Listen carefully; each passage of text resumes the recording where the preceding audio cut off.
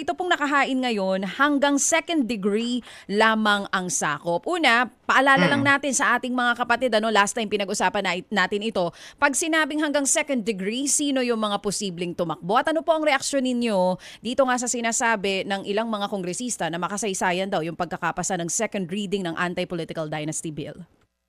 Linawin po natin na yung pinaka-ideal na sitwasyon hanggang fourth degree of consanguinity. Kasi kapag ka second degree, ang pinag-uusapan lang diyan ay yung mga anak at yung iba pang mga malapit na kamag-anak, pero yung mga distant relatives up to the fourth degree ay hindi na po kasama roon. Tapos tandaan po natin na yung version ni D at Marcos, Sandro Marcos to be more specific, yung mas inadapt na version po sa House of Representatives na sa totoo lang mula noon pa kinall out na namin sa pagiging peking, anti-dynasty bill.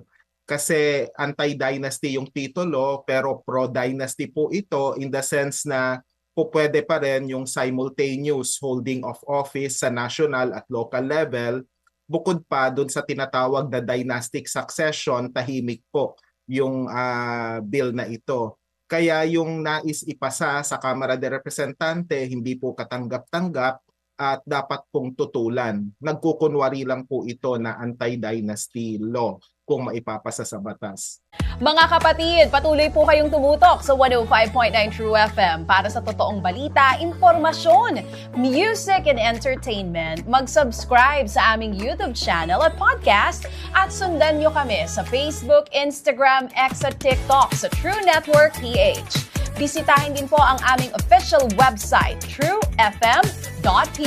At panoorin din kami sa True TV Signal, Channel 19. Kami po ang 105.9 True FM. Laging true sa'yo, kapatid.